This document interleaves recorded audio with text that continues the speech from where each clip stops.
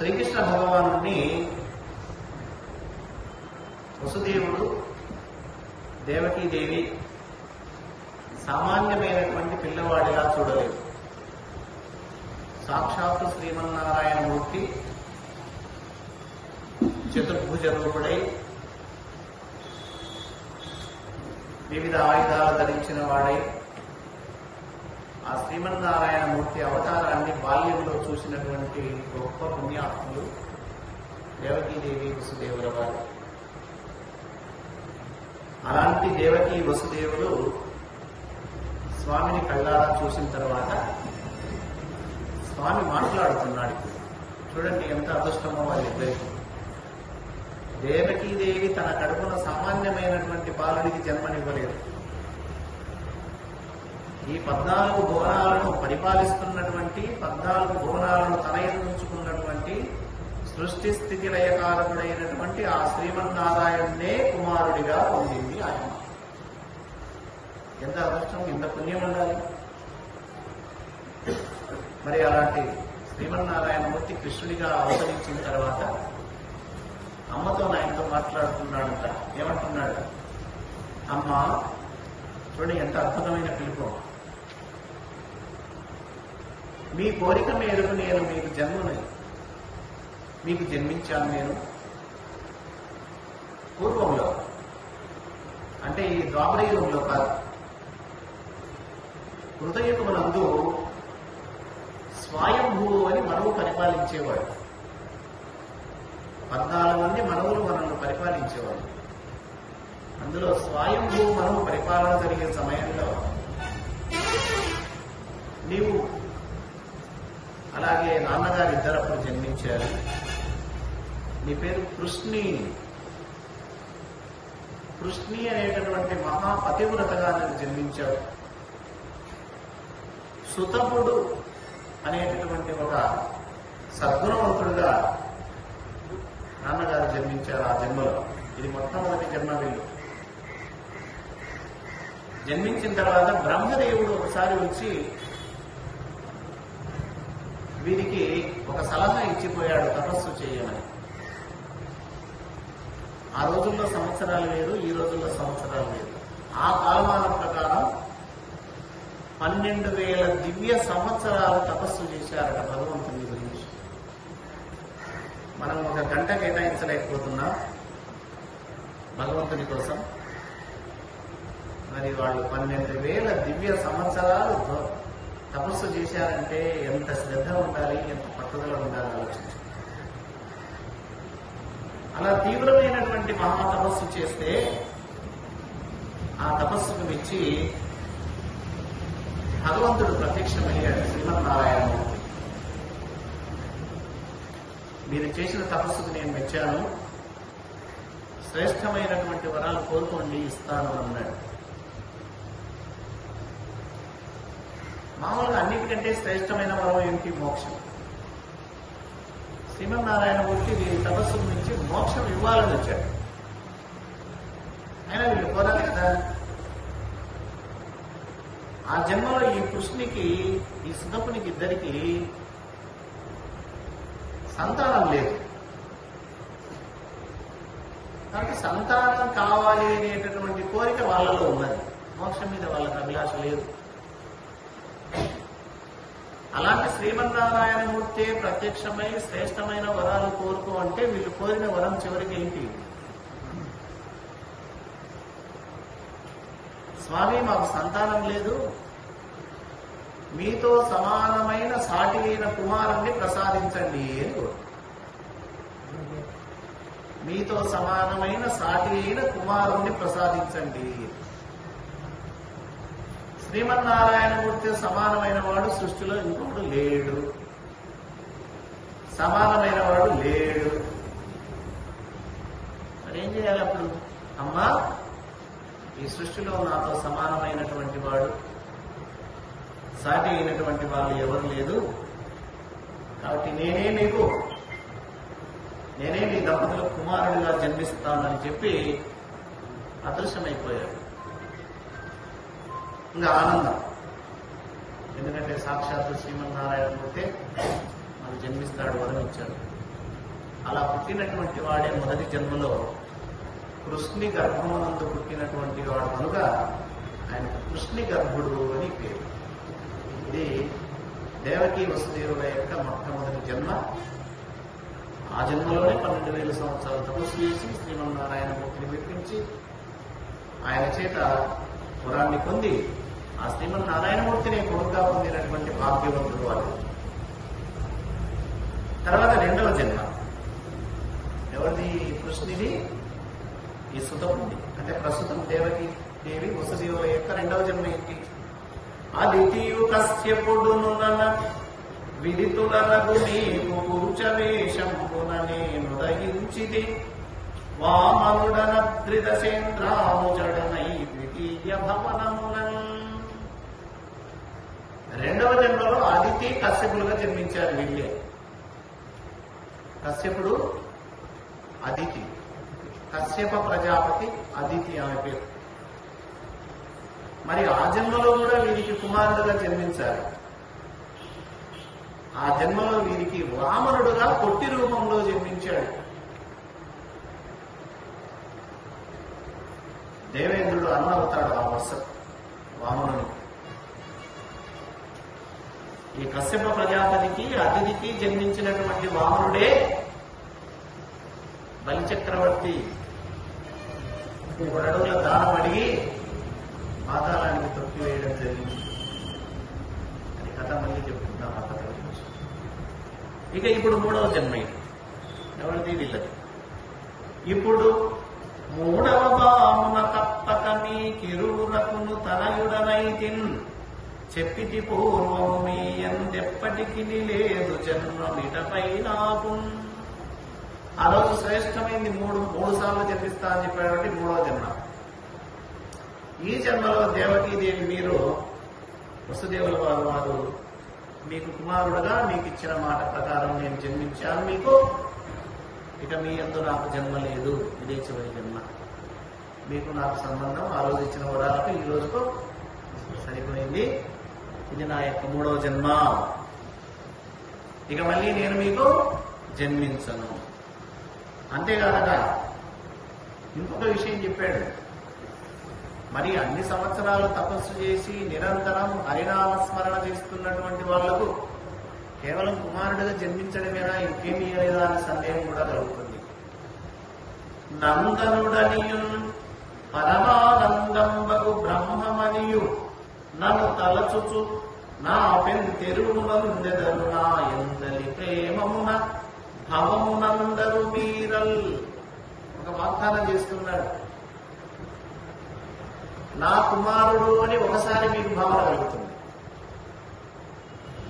సాక్షాత్ ఆ పరబ్రహ్మమే ఆ శ్రీమన్నారాయణమూర్తి అనే భావన ఒకసారి కలుగుతుంది. మాయ కమ్మినప్పుడు నా కొడుకు అంటారు. మాయ తొలగినప్పుడు కొడుకుగా చూడదు. సాక్షాత్ శ్రీ మహావిష్ణువే ఆ శ్రీమన్నారాయణమూర్తే ఆ పరబ్రహ్మమే మాకు పుట్టాడని అనుకుంటారు. ఈ విధంగా వీరి జీవితం అంతా సాగి చివరకు ఆ పరబ్రహ్మను తలచి పరబ్రహ్మలో ఐక్యమైపోతారు మీరు. మీకు కూడా భవిష్యత్తులో ఏ జన్మ ఉండదు, ఇదే మీకు కూడా చివరి జన్మ అని వరమిచ్చాడు. ఎంత భాగ్యం చూడండి. మనం అనుకుంటాం సాక్షాత్ శ్రీమన్నారాయణమూర్తి శ్రీ మహావిష్ణువే దేవకీదేవి గర్భాన పుట్టాడంటే ఆమె ఎంత చేసింది పుణ్యం. దేవకీదేవి వాళ్ళకి తర్వాత చెప్తాను. నిరంతరం హరినామస్మరణ చేయడం వల్ల అద్భుతమైనటువంటి ఈ శ్రేష్టమైనటువంటి మోక్ష మార్గాన్ని భగవంతుడు వారికి ప్రసాదించాడు. వెంటనే ఈ వసుదేవునిలో సంకల్పాలు వస్తున్నాయి, పుడుతున్నాయి. మనలో ఆలోచనలు పుడతాయి, మనలో సంకల్పాలు పుడతాయి. అవెంతకంటే పుడతాయా? ఒక ప్రేరణ కావాలి. ఎవరి ప్రేరణ? భగవంతుని ప్రేరణ. ఒకరికి ఉన్నటువంటి మంచి ఆలోచన వస్తుంది. ఏదైనా సమస్య అంటే సమస్యకు తగిన పరిష్కార మార్గం లోపల పడుతుంది ఆలోచన. ఎందుకు? భగవంతుని దయ ఉంటే. ఇక్కడ శ్రీకృష్ణ పరమాత్మ యొక్క దయ వల్ల వసుదేవునికి లోపల సంకల్పాలు పుడుతున్నాయి. ఏం సంకల్పాలు? తర్వాత నేనేం చేయాలి, ఏం చేయాలి. సంకల్పం ఏది కలుగుతుంటే ఆ శ్రీహరి వల్లనే నాకు ఈ సంకల్పం కలుగుతుందని భావించి ఆ పని చేస్తూ పోతున్నాడు వసుదేవుడు. ఏమేం చేశాడట? ఆ పురిటి ఇల్లు వెలువడి పాపని తరలించుకొనుచు పరచెదననుచు రూపింపనందు భార్యకు పాపయగుచు యోగమాయ ప్రబలించెనుపా. బిడ్డను తీసుకొని ఏదో ఒక విధంగా ఈ పురిటిల్లు దాటి పరిగెత్తిపోవాలని లోపల బుద్ధి పుడుతుంది ఎవరికి? వసుదేవుడు. ఎప్పుడైతే ఈ ఆలోచన వచ్చిందో ఇదే సమయానికి అక్కడ రేపల్లెలో నందుని భార్య అయిన యశోదాదేవికి ఒక ఆడపిల్ల జన్మించింది. ఎవరు ఆడబిడ్డ? యోగమాయ. ఇక్కడ పరమాత్మ జన్మించాడు కృష్ణునిగా. పరమాత్మ యొక్క శక్తి యోగమాయ అక్కడ ఆడపిల్లగా జన్మించింది.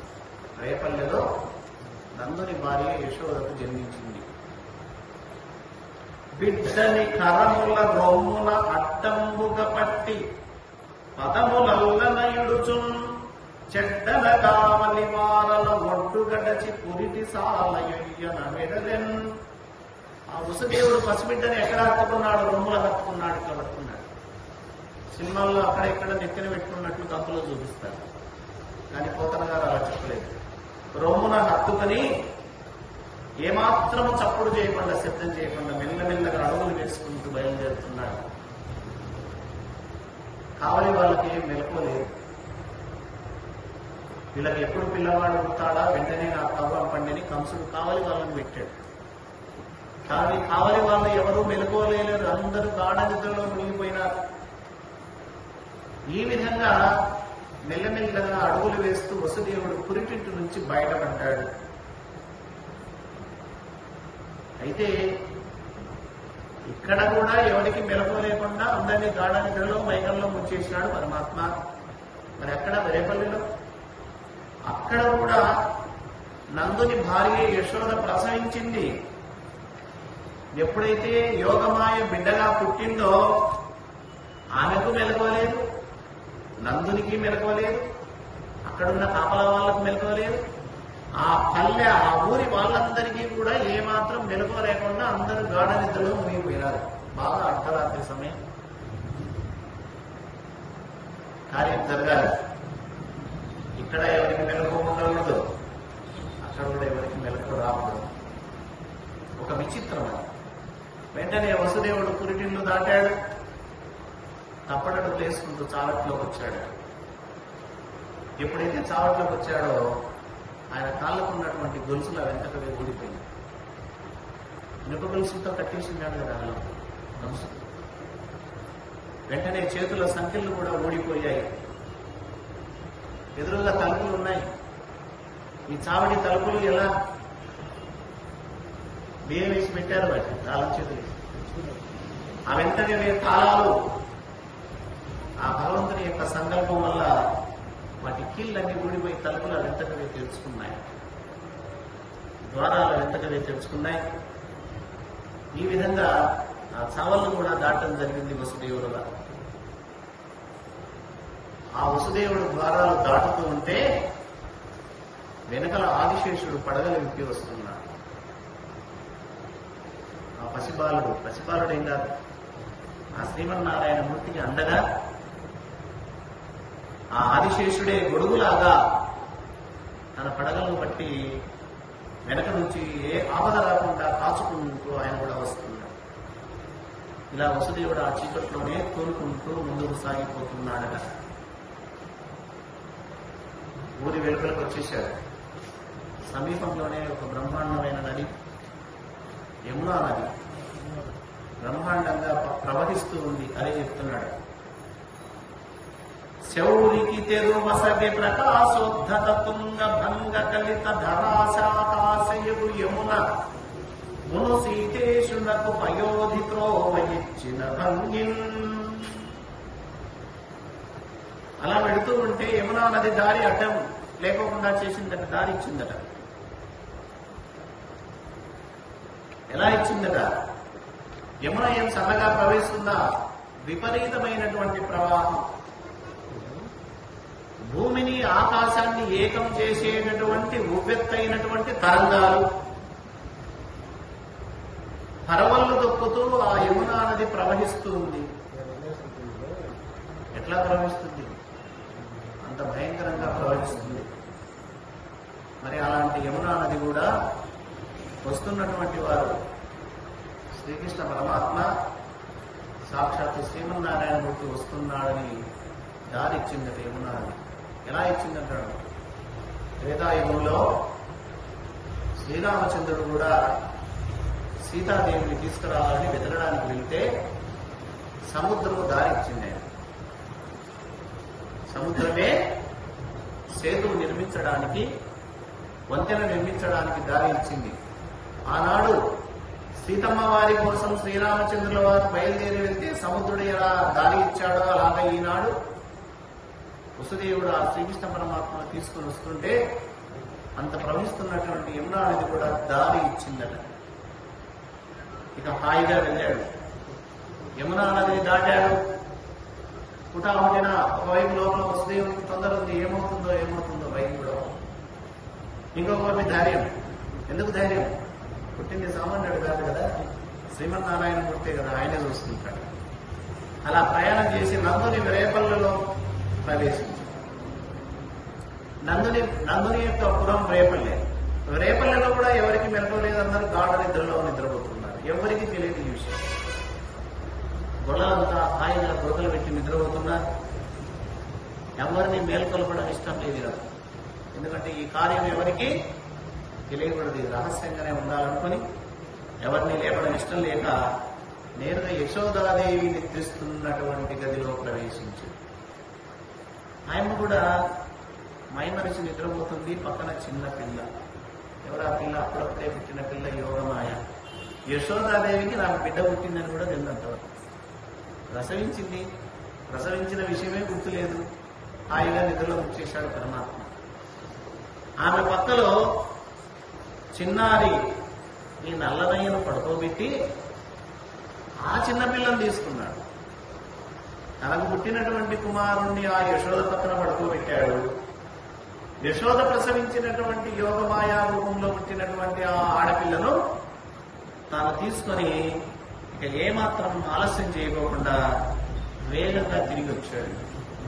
ఏ దారిలో అయితే వెళ్ళాడో ఆ దారిలోనే తిరిగి వచ్చాడు. యథావిధంగా ఇంతకుముందు వస్తుంటే ఎలా యమునా నది దారి ఇచ్చిందో అలా దారి ఇచ్చింది. తిరిగి వచ్చేటప్పుడు ఇంతకుముందు ఎలా తలుపులు తెచ్చుకున్నాయో అలా తలుపులు తెచ్చుకోబడ్డాయి. ఇంతకుముందు ఎలా ప్రయాణం చేశాడో అలాగనే తిరిగి వచ్చి ఎవరికి అనుమానం రాకుండా దేవకీదేవి పక్కలో ఆ ఆడబిడ్డను పడుకోబెట్టడం జరిగిందట. వెంటనే ఇంతకుముందు కాళ్ళకు సంఖ్యలు లేవు, చేతులకు సంఖ్యలు లేవు, తలుపులకు బీగాలు వేయలేదు. ఎప్పుడైతే ఆ ఆడపిల్లను తన భార్య పక్కన పడుకోబెట్టాడో వసుదేవుడు వెంటనే ఆయన చేతికి కాళ్ళకు సంఖ్యలు ఉన్నాయి. తలుపులన్నీ మూసుకుపోయాయి. అంటే ఇంతకుముందు ఏ విధంగా ఉందో పరిస్థితి ఆ విధంగానే ఉంది. అయితే వసుదేవుడు అన్నీ గుర్తున్నాయి, కానీ ఏమీ తెలియనట్లు ఏమీ ఎరగనట్లు నటిస్తూ ఉన్నాడు. వెంట్రుకలు వీడపై చీరవేలియాడ తాల్మికీలూడ రోషాగ్ని దర్పమాడ భూరి వైరంబుతో కూడ కురిటి ఇంటి జాడజను దించి ఆ పాప సంపదదియా. ఎప్పుడైతే ఈ ఆడబిడ్డను భార్య పక్కన పడుకోబెట్టాడో అప్పుడు వెంటనే ఆ అమ్మాయి కేకేసి ఏడుపు కేరమని ఏడ్చింది. ఆ శబ్దం విని అంతవరకు మైమరిసి నిద్రపోతున్నటువంటి కావాలి వాళ్ళు భటులంతా దిగ్గున లేచారు. అంతవరకు వాళ్ళపైన విష్ణుమాయ పనిచేసింది. ఇప్పుడు ఆ విష్ణుమాయను తొలగించారు విష్ణు. వెంటనే వాళ్ళకు వేసేది. కాబట్టి ఆ భటులకు అంత భయం ఉందండి.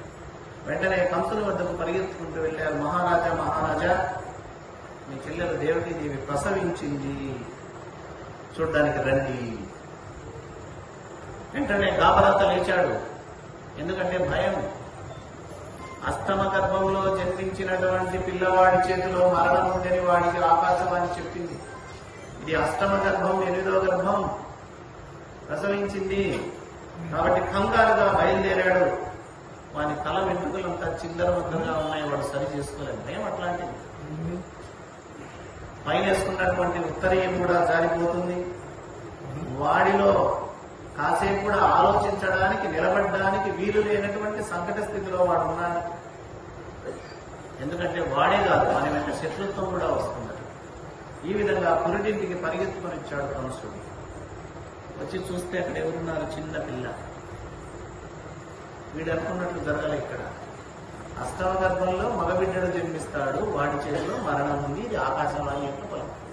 కానీ ఇక్కడ జరుగుతున్నది దేవకీదేవి పక్కన ఉన్నటువంటిది చిన్న పిల్ల, ఆడపిల్ల ప్రసవించి అర్థం కాలేవాడికి. అయినా సరే ఏది ఏమైనా సరే ఈ ఆడపిల్ల అయినా సరే దీన్ని చంపాలని ముందుకొచ్చాడు కంసుడు. వచ్చేసరికి పాపం దేవకీదేవికి బాధ కలిగింది. అదే మాయ. ఇంతవరకు దేవకీదేవి వసుదేవులు ఏమనుకున్నారు? పుట్టింది సాక్షాత్ శ్రీ మహావిష్ణువు, మరి ఆ భావన ఇప్పుడు లేదు. అయ్యో చిన్న పిల్లని, ఈ పిల్లని ఏం చేస్తాడో ఏమో మాయన్న వెంటనే మైకం. అదే యోగ మాయ అంటాం. ఆ మాయ కన్ను ఏమంటుంది? అన్న సెమింపు మన్న తగదల్లుడు కాడిది మేన కోడలో మన్నన సేయుమన్న వినుమానిని చంపుట రాచపాడి కాదన్న సుకీర్తివై మనగదన్న మహాత్ములు ఓవన్న భవత్ సహోదరి కదన్న నిన్ను శరణంబు వేడెదన్. అన్నను ప్రాధేయపడుతుంది. ఏం ప్రాధేయపడనక్కర్లేదు దేవకీదేవి, అంతా ఆయనే చూసుకుంటాడు. కానీ ఎవరికైనా మాయ గమ్మితే అట్లే ఉంటుంది. అన్నీ మర్చిపోతాం. గతం మర్చిపోయింది దేవకీదేవి. నాకు పుట్టింది సాక్షాత్ శ్రీ మహావిష్ణువే, కృష్ణుడిగా పుట్టాడని అనుకోవాలి.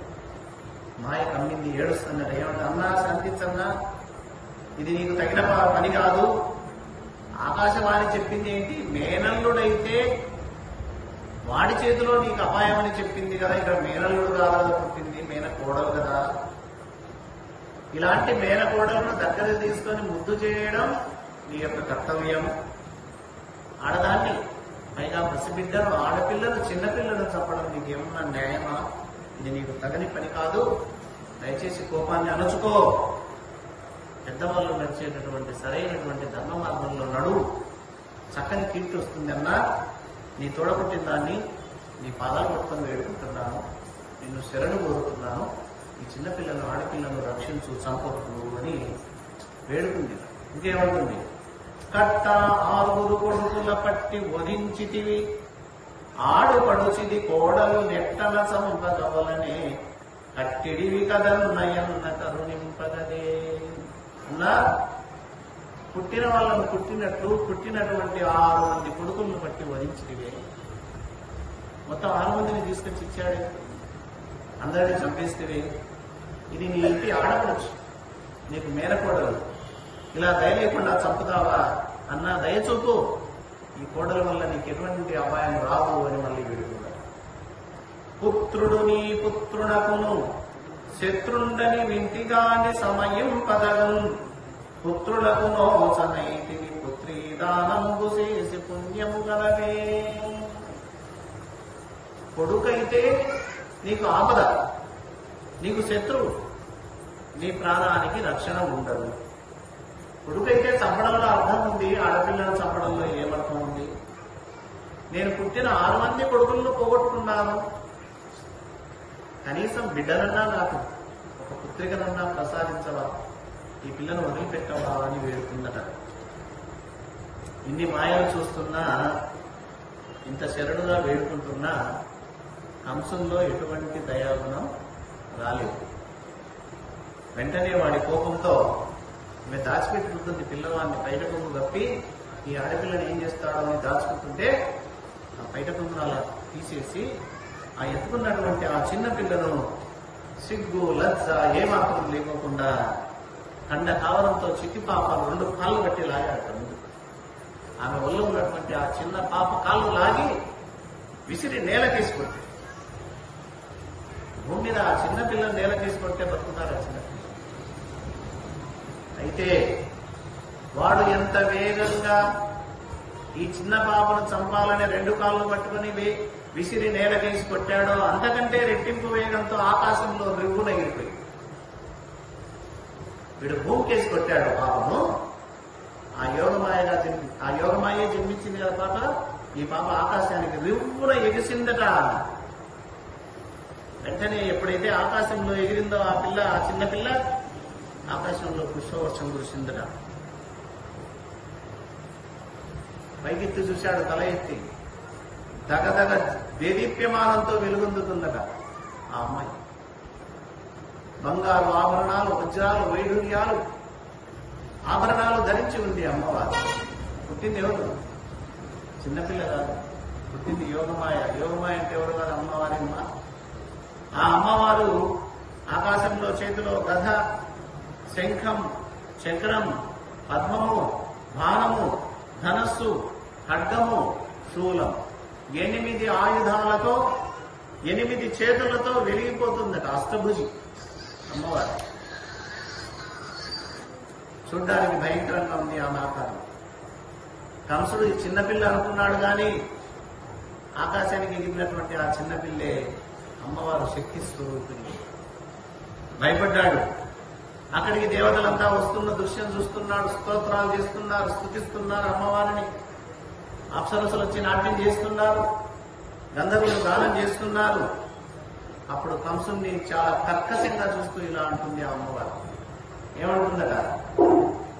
తెంపరివై పొరిని దేవకి బిడ్డల చిన్ని కుర్రలను చంపితివి, ఇంకనైన ఉపశాంతి వహింపక రాళ్ళ మీద నొప్పింపగ నిశ్చిరో ఇది వీరనే నా సరసం జనించి నిన్ చంపెడు వీరుడొక్క దిశ సత్కృతి నందెడు వాడు దుర్మతి. ఓరి దుర్మార్గుడా, అమ్మవారు అంటుంది వాంతో కంసంతో, ఓరి దుర్మార్గుడా, దేవకీదేవికి పుట్టినటువంటి 6 మంది మగ బిడ్డలను చిన్న పిల్లలని కూడా భావించకుండా నీకు ఎటువంటి ఆపద లేదని తెలిసినా వధించినటువంటి క్రూరుడు నువ్వు, దుర్మార్గుడవు. నీది ఒక పరాక్రమమా? నీవు ఒక మనిషివేనా? అంతటితో శాంతించక పసిబిడ్డను, ఆడపిల్లను ఎటువంటి అపాయం లేదని మా అమ్మ వారిస్తున్నా కూడా రాతి మీద, భూమి మీద విసిరేసి కొట్టి నన్ను చంపాలని ప్రయత్నం చేస్తావా? చీచి, ఇది నీకు బ్రతికేనా? ఇది నీకు వీరత్వమేనా? నీవు శాంతపడుతున్నావన్న జాగ్రత్త. నిన్ను చంపే వీరుడు ఒకడు నాతో పాటే జన్మించాడు. ఇక్కడ కాదు, చెప్పలే రహస్యం. నిన్ను చంపేవాడు నాతో పాటు జన్మించి మరో దిక్కులో మహా గౌరవాలు అందుకుంటూ పెరుగుతున్నాడు. జాగ్రత్త, నీ ప్రాణాలు నిలబడవు. నేను కాదు చంపేది నిన్ను, నేను చంపేటటువంటి వీరుడు మరొకసారి గౌరవ మర్యాదలతో బ్రహ్మాండంగా పెరుగుతూ ఉన్నాడు. జాగ్రత్త అని బెదిరించి అమ్మవారు అదృష్టమైపోయింది. ఆ చిన్న పిల్ల అమ్మవారు అదృష్టమైపోయిందట. ఈ అమ్మవారే మనం ఆరాధించేటటువంటి దుర్గాదేవి, కాళికాదేవి, లలితాదేవి, శారదాదేవి, సమస్త పార్వతీదేవి అంతా అమ్మే. ఆ యోగమాయ ఆరాధ్య దేవతగా భూమంతా అవతరించిందట. ఒక్కొక్క చోట ఒక్కొక్క మహాగుణంతో అమ్మవారు ప్రసిద్ధి చెందింది. ఎప్పుడైతే యోగమాయ ఆ అమ్మవారు కర్కశంగా పలికిందో ఆ మాటలు కంసుని చెవుల్లో బాణాల్లాగా పుచ్చుకుంటున్నాయి. వాడిలో భయం ఎక్కువవుతుంది, వాడిలో ఉలిక్కిపాటు పడుతున్నాడు, వాడికి బెదురు కలుగుతుంది, మనసులో చాలా భయపడాడు. దేవకీ వసుదేవుల వైపు అప్పుడు చూశాడు. చూస్తే ఏముంది, ఇద్దరు ఏడుస్తూ కూర్చున్నారు. దేవకీదేవి వసుదేవుల వారు దుఃఖంలో కుంగిపోతున్నారు. అప్పుడు వచ్చింది కనికరం, నా చెల్లెలు, నా మామ. అప్పుడు కంసుడు దగ్గరికి పిలిచి ఇద్దరిని వారితో ఇలా అంటున్నాడు. పాపుడ, బాలఘాతకుడ, బంధు విరక్తుడ, దుష్టచిత్తుడన్, కోపనుడన్, జరందుతుడ, కూరుడ, బ్రాహ్మణహంత భంగి, మీ పాపలను చంపితిన్, బయలి పలుకుల నమ్మితి సాధులారా, నా పాపములు గడింపగకు పాపరునై కనవేసి నింపరే. ఓ శాంతముక్తులైన ఓ ఉత్తములారా, నేను మహాఘాతకుడు, పసిపిల్లలను చంపినటువంటి మహాపాతకుణ్ణి నేను. బంధువులపైనే కత్తిగెట్టి దుష్టమైనటువంటి మనస్సుతో ప్రవర్తించినటువంటి వాడు. ఎవరి మీద కత్తిగట్టాడు? సొంతం చెల్లెలు. చిన్నప్పటి నుంచి ఎంతో అపరూపంగా పెంచి పెద్దయిన తర్వాత వివాహం జరిపించి అంగరంగ వైభవంగా అత్తవారింటికి సాగనంపినటువంటి వాడు కంసుడు. అంత ప్రేమ దేవకీదేవి అంటే. మరి అంత ప్రేమ ఉన్నటువంటి వాడు ఎందుకు ఇంత క్రోధంగా తయారయ్యాడు? ఎందుకు ఇట్లా క్రోధం వచ్చింది అంటే, ఆ క్రోధమే నా కళ్ళను కప్పివేసింది. ఎవరి వల్ల? ఒక శబ్దాన్ని విని, ఆకాశవాణి చెప్పినటువంటి ఒక్క మాట ఎప్పుడైతే నా చెవిన పడిందో అప్పుడు నా మనస్సంతా మారిపోయింది. నాలో ఎక్కడ లేని క్రోధం వచ్చింది. చీచి, నాది బ్రతికేనా? నేను బ్రతికిన చచ్చిన వానితో సమానమే. బ్రహ్మహత్య ఎంత పాపమో చిన్నపిల్లలు చంపితే అంత పాపం. గోహత్య, స్త్రీ హత్య, బ్రహ్మహత్య, శిశుహత్య, భ్రూణ హత్య, ఇవి మహాపాపాలు. ఎవరు చేయకూడదు. చిన్నపిల్లలను చంపకూడదు, బ్రాహ్మణులను చంపకూడదు, గోవులను చంపకూడదు, కడుపులో ఉన్న పిల్లలను కూడా చంపకూడదు. ఇప్పుడు చాలా చోట్ల అబార్షన్స్ చేస్తున్నారు. డాక్టర్ గారి దగ్గరికి వెళ్ళి లోపల ఆడపిల్లలనైతే తీయించుకోవడం ఇట్లా చేస్తున్నారు. మహాపాపం, అలా చేయకూడదు. కాబట్టి ఈ బ్రహ్మహత్య దోషం నాకు చుట్టుకుంటుంది. నేను క్రూరుణ్ణి. ఏదో ఆకాశవాణి చెప్పినటువంటి మాటల్లో నమ్మి ఇంత నేను పాపం చేశాను. ఓ దయామయులారా, దయా స్వభావంతో నా పాపాలను లెక్కించకండి. నేను చేసినటువంటి చేష్టలను మీరు శాంతించండి అని ప్రార్థన చేశాడట. ఎవరిని?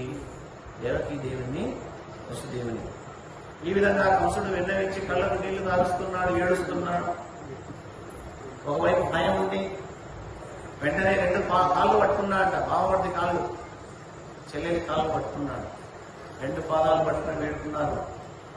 నా తప్పైంది, నన్ను క్షమించండి అని వెంటనే పక్కన ఉన్నటువంటి కావలి వాళ్ళని పిలిపించాడు. మా చెల్లెల యొక్క కట్లు తొలగించండి, మా బావమరిది కాళ్ళ సంఖ్యలు, చేతులకు సంఖ్యలన్నీ ఊడదీయండి అని చెప్పాడు. అంటే ప్రేమ వచ్చింది. ఇప్పుడు ఆ ప్రేమ కురిసిన మాటలతో ఇక నుంచి మీరు నేను ఒకటే. ఇంతవరకు మీరు వేరు నేను వేరనే భావంలో ఉన్నాడు. ఇప్పుడేమంటున్నాడు? మీరు నేను ఒకటే. ఎప్పుడొస్తుంది మీరు నేను ఒకటే అంటే?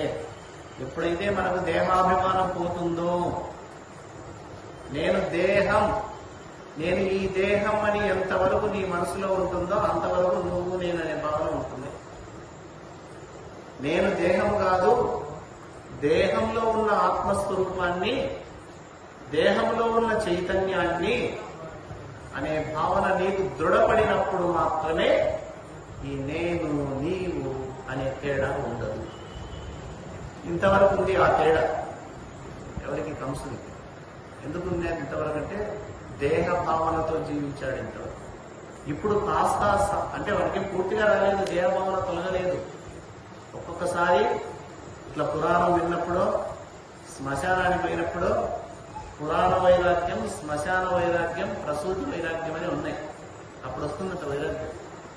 ఎవరైనా మన వాళ్ళ దగ్గర ఉన్న వాళ్ళు చనిపోతే, ఎవరిదైనా ఇంతే కదండి, మేము కూడా భవిష్యత్తులో ఇట్లా చనిపోయే వాళ్ళమే కదా, ఈ క్షణికమైనటువంటి జీవితం కదా, ఇది ఒక నీటి బుడగ కదా, ఇది ఎప్పుడు పోతుందో ఏమో అని అప్పుడు వైరాగ్యం వస్తారు. ఇలా పురాణాల కథలు చెప్తుంటే అప్పుడు వైరాగ్యం వస్తుంది. అలాగా ఈ పురాణ వైరాగ్యం వల్ల అంటే వీడికి ఆ తాత్కాలికంగా అక్కడ ఉన్నటువంటి సంఘటనను బట్టి వచ్చినటువంటి వైరాగ్యం. కాబట్టి ఇంతవరకు నేను మీరు అనే భావన చూపాను. నేను ఇప్పటి నుంచి నాకు అటువంటి భావన లేదు, మీరు స్వేచ్ఛగా హాయిగా జీవించండి అని చెల్లెల్ని అలాగే ఆ వసుదేవుని కూడా బంధ విముక్తుల్ని గావించాడు. ఇక వెంటనే దేవకీదేవుల అనుమతి తీసుకున్నాడు. కంసుడు తన ఇంటికి వెళ్ళిపోయాడు సరాసరి. రాత్రి ఎలాగో నిద్ర లేక గడిపాడు ఆ రోజు. మరనాడు ఉదయాన్నే లేచి మంత్రులను పిలిపించాడు. అందరినీ జరిగింది చెప్పాలి కదా మంత్రులకు. మంత్రులారా, అష్టమ గర్భంలో మగపిల్లవాడు జన్మించాలని ఉన్నది ఆకాశవాణి పలుకు. కానీ విధి విలాసమో ఏమో అష్టమ గర్భంలో ఆడపిల్ల జన్మించింది. ఆడపిల్లను కూడా నేను చంపడానికి ప్రయత్నం చేస్తే ఆ ఆడపిల్ల ఒక అమ్మవారిగా మారిపోయి నన్ను శపించింది. నన్ను చంపేటటువంటి వాడు ఈ భూమి మీద మళ్ళీ పుట్టాడు, హాయిగా గౌరవంగా పెరుగుతున్నాడని చెప్పింది. నాకంతా గుగులుగా ఉంది, ఏం చేయాలి అర్థం కావడం లేదని మంత్రులందరూ సలహా తీసుకున్నాడు. అప్పుడు వాళ్ళు అంటున్నారు, ఎవరన్నారంటే ఈ మంత్రులంతా ఏం సలహా ఇస్తున్నారు, ఇట్టైన తడయనేటికి పట్టణముల మందలందు పల్లెల నెల్లం పుట్టెడి పెరిగెడి శిశువుల పట్టి వధించదము పంపు మధీశ. ఏమంటున్నారు వీళ్ళు, ఇంకా ఆలస్యం ఎందుకు మహారాజా, దేనికి ఆలస్యం చేస్తున్నావు? మన రాజ్యంలో ఉన్న పట్టణాలు, పక్క రాజ్యాల్లో ఉన్న పట్టణాలు, గొల్ల పల్లెలు, గ్రామాలు అన్నీ వెతుకుతాం. పుట్టిన పిల్లవాడిని పుట్టినట్టు చంపుతాం, పుట్టి పెరుగుతున్నటువంటి పిల్లవాడిని కూడా మేము వధించి వస్తాం. ఒక్కసారి ఆత్మ ఒక శిశువును చంపితే దోషం అంటుంటే వీళ్ళు పుట్టిన వాళ్ళని పుట్టినట్టు చంపుతామంటున్నారు. వీళ్ళంత రాక్షసులు ఎవరు లేదుగా. ఆ పుట్టినటువంటి వాడు ఎక్కడున్నాడో తెలియదు. అందుకోసం మంత్రులు ఇస్తున్నటువంటి ఆలోచన చూడండి ఎలా వస్తుందో, వాళ్ళ దరిద్రమైన సలహా. చెప్పింది అందరినీ చంపేస్తాం, పుట్టిన పిల్లలను చంపుతాం, పుట్టి పెరుగుతున్న పిల్లలను కూడా చంపేస్తాం, మొత్తం ఊరు ఊరు వాడ వాడ వెతుకుతాం. ఒక్కసారి ఆజ్ఞ మహారాజా, ఎందుకు నువ్వు ఆలస్యం చేస్తున్నావు? అంతేకాదు ఏమంటున్నారంట, మా దెబ్బకు భయపడి దేవతలంతా తల దాచుకున్నారు. మరి ఈ దేవతలంతా ఎవరి దగ్గరికి వెళ్ళారో? శివుని దగ్గరికి వెళ్ళారా, శ్రీ మహావిష్ణువు దగ్గరికి వెళ్ళారో, లేకపోతే ఆ బ్రహ్మదేవుని దగ్గరికి వెళ్ళారో? వాళ్ళు ఎక్కడున్నా సరే వాళ్ళను కూడా ఈడ్చుకొస్తాం, వాళ్ళను కూడా నాశనం చేస్తాం, మాకు వెంటనే వెతకడానికి అనుగ్రహించండి మహారాజా అని అక్కడ ఉన్నటువంటి మంత్రులంతా అన్నారు. ఇంకో మాట అంటున్నారు, నొచ్చిరి శాస్త్రములంచును విచ్చలవిడి తిరుగవలదు వివిధాకృతులను మృచ్చిలి వత్తురు ఆరు సచ్చిన ఎందా కమరవజనదదిపునకు. ఇంకో సలహా ఇస్తున్నారు, ఓ మహారాజా, శత్రువు లేడులే అని ఎప్పుడు అనుకోవద్దు. నీవు శత్రువులు దెబ్బతిన్నారులే అని నీవు అలసత్వం వహించవద్దు. జాగ్రత్త. శత్రువులు రకరకాల వేషాలు వేసుకుని దొంగతనంగా మన మీద దాడి చేయడానికి సిద్ధంగా ఉండవచ్చు. జాగ్రత్త. శత్రువు పట్ల నీవు నిర్లక్ష్యాన్ని ఏమాత్రం వహించొద్దు. శత్రువు చచ్చిపోయేంత వరకు వాడిని వెంటాడాలి, వేధించాల్సిందే అని సలహా ఇస్తున్నారు. అంతేకాదు ఏమంటున్నారట, అమర శ్రేణికి నెల్ల చక్రిముగరుండు ఆ చక్రియే ధర్మమందమరు గోవులు భూమి దేవుడు దిదిక్షామాయకారుణ్య సత్యములు యాగ తపోదమంబులు శ్రద్ధాశాంతులు విష్ణుదేహములిన్నింటిని సంహరించిన దంతం పొందిడి. దేవతలందరికీ ముఖ్యమైనటువంటి వాడు, ఆధారభూతుడు ఎవరంటే శ్రీ మహావిష్ణువు. దేవతలకు ఏం కష్టం వచ్చినా ఎవరి దగ్గరికి వెళ్లి మొరపెట్టుకుంటారు? ఆ శ్రీ మహావిష్ణువు దగ్గరికి వెళ్తారు, ఆ వైకుంఠ వాసుని మొరపెట్టుకుంటారు. మరి ఎవరు ముఖ్యం అంటే శ్రీ మహావిష్ణువే. మరి ఆ శ్రీ మహావిష్ణువు కనబడే, ఎక్కడున్నాడో కనుక్కోవడం కష్టం. కానీ శ్రీ మహావిష్ణువు ఎక్కడ ఉంటాడట? ధర్మమునందు నిలిచి ఉంటాడు. దేవతలందరికీ ఆది పురుషుడు, మూలమైనటువంటి వాడు, శ్రేష్టమైనటువంటి వాడు ఎవరు? విష్ణు. ఆ విష్ణువు ఎక్కడుంటాడు? వైకుంఠంలో వెతుకుదామా, కైలాసంలో వెతుకుదామా, ఎక్కడ వెతుకుదామన్నా ఆయన కనిపించాడు. కానీ శ్రీ మహావిష్ణువు ధర్మమునందు స్థిరంగా ఉంటాడు. మరి ధర్మం ఎక్కడ ఉంటుంది? శ్రీ మహావిష్ణువు ధర్మమునందు ఉంటే ధర్మం ఎక్కడ ఉంటుంది అంటే గోవులలో ధర్మం ఉంటుంది. ఎక్కడ వెతుకుదామన్నా ఆయన కనిపించాడు. కానీ శ్రీ మహావిష్ణువు ధర్మమునందు స్థిరంగా ఉంటాడు. మరి ధర్మం ఎక్కడ ఉంటుంది? శ్రీ మహావిష్ణువు ధర్మమునందు ఉంటే ధర్మం ఎక్కడ ఉంటుంది అంటే గోవులలో ధర్మం ఉంటుంది, బ్రాహ్మణులలో ధర్మం ఉంటుంది, వేదములలో ధర్మం ఉంటుంది, ఓర్పు యందు ధర్మం ఉంటుంది, దయాగుణము యందు ధర్మం ఉంటుంది, సత్యమునందు ధర్మం ఉంటుంది, యజ్ఞ యాగాదులందు ధర్మం ఉంటుంది, తపస్సు యందు ధర్మం ఉంటుంది, ఇంద్రియ నిగ్రహమునందు ధర్మం ఉంటుంది, శ్రద్ధ యందు ధర్మం ఉంటుంది, శాంతి యందు ధర్మం ఉంటుంది. ధర్మం ఎన్ని చోట్ల ఉంటుందో స్పష్టంగా చెప్తున్నారు మహాత్ములు. ఇక్కడ గోవులలో ధర్మం ఉంటుంది అంటే శ్రీ మహావిష్ణువు గోవులో ఉన్నాడు. అందుకే గో పూజ చేయండి, గోవుకు హాని చేయొద్దండి, చేతనైతే గో సంరక్షణ చేయండి. గోవధ, గో భక్షణ చేయడం అంటే ధర్మాన్ని నాశనం చేసినట్టు. ఎప్పుడైతే ధర్మం నాశనమైందో అప్పుడు శ్రీ మహావిష్ణువు సహించడు, వాడు సర్వనాశనం కావాల్సిందే. అలాగే రెండు బ్రాహ్మణులు, ఆధ్యాత్మిక మార్గంలో ఉన్నవాళ్ళు, బ్రహ్మజ్ఞానం కలిగినటువంటి వాళ్ళు బ్రాహ్మణులు. ఈ బ్రాహ్మణుల్లో కూడా ధర్మం ఉంటుంది కాబట్టి వాళ్ళకు కూడా ఎటువంటి అపకారం చేయకూడదు. బ్రాహ్మణులకు అపకారం చేస్తే ధర్మానికి చేసినట్లు, ధర్మానికి అపకారం చేస్తే శ్రీ మహావిష్ణువు చేసినట్లు. తద్వారా శ్రీ మహావిష్ణువు కోపానికి గురి కావాలి. తర్వాత వేదములు సృష్టించింది ఆయనే, అవి నాశనం కాపాడుతుంది ఆయనే, రక్షిస్తున్నది ఆయనే. కాబట్టి వేదాల్లో ధర్మం ఉంది కాబట్టి వేదాల జోలికి ఎవరే కానీ వెళ్ళకూడదు. వేదాలను దూషించరాదు, వేదాలను నాశనం చేయరాదు.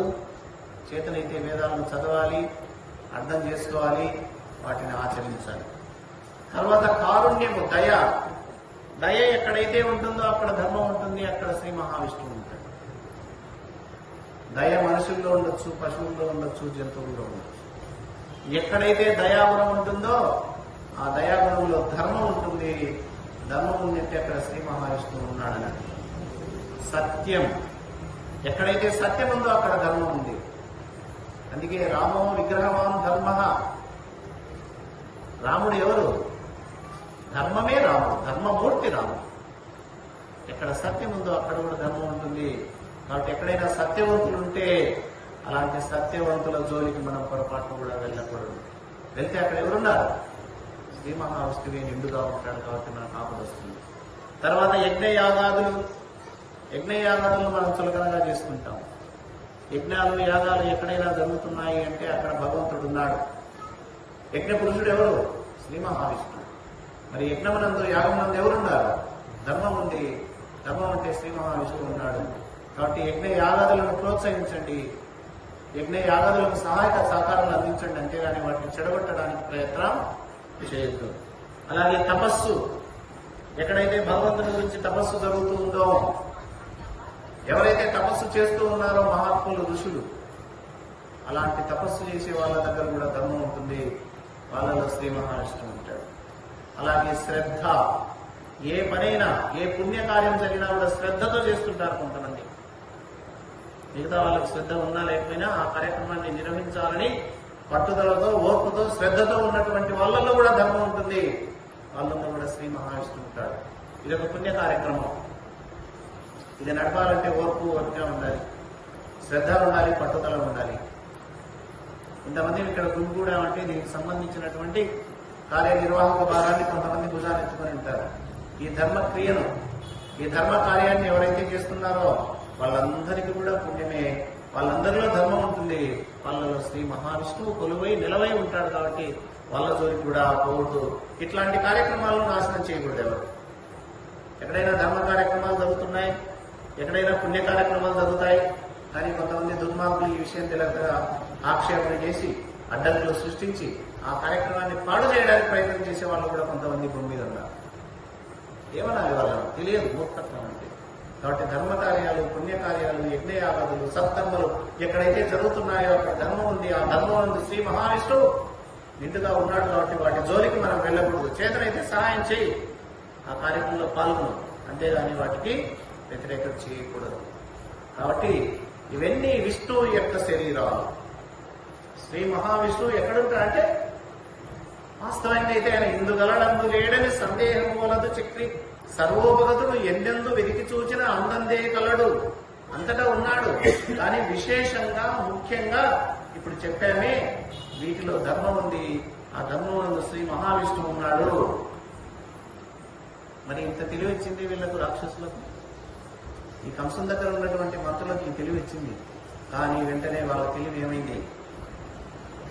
శ్రీ మహావిష్ణువు మనం వధిస్తామంటే కనపడాడు కదా, మరి శ్రీ మహావిష్ణువు నివాసం ఉన్నటువంటి ధర్మం ఉన్నటువంటి ఇవన్నీ నాశనం చేద్దాం. వీళ్ళ బుద్ధి చూడు ఎట్లందో ఒక్క బుద్ధి. ధర్మం ఎక్కడైతే ఉందో ఈ గోవులను చంపుదాం, బ్రాహ్మణులను వధిద్దాం, వేదాలను నాశనం చేద్దాం, దయాగుణం వల్ల చంపుదాం, సత్యం ఎక్కడుందో అక్కడ సత్యాన్ని నివారిద్దాం, యజ్ఞయాగాదులు పుణ్యకార్యాలు సత్కర్మలు జరుగుతుంటే వాటిని నాశనం చేద్దాం. అప్పుడు దేవుడే దిగి వస్తాడు మన దగ్గర. ఎందుకంటే ధర్మానికి గ్లాని కలిగితే, ధర్మానికి నాశనం కలిగితే భగవంతుడు ఒప్పుకోడంట. యదా యదా హి ధర్మస్య గ్లానిర్భవతి భారత అభ్యుత్థానమధర్మస్య తదాత్మానాం సృజామ్యహం. ఎక్కడెక్కడైతే ధర్మం తగ్గిపోతుందో అక్కడ నేనే అవతరిస్తాను, నా ఎంతకు నేనే వస్తాను. కాబట్టి ధర్మాన్ని నాశనం చేయడానికి మనం ప్రయత్నం చేస్తే ఆ విష్ణువే మన కళ్ళ పడతాడు, మన ఎదురుగా వస్తాడు. కంసరాజా ఎందుకు భయపడుతున్నావు? అప్పుడు అవలీలగా నీకు శత్రువు లేకుండా పోతాడు, ఆ శత్రువును మనం చంపవచ్చు అని మంత్రులంతా సలహా ఇచ్చారట. ఎవరికి? కంసుని. ఇది ఈరోజు రేపు చెప్పుకుందాం మరి వారు.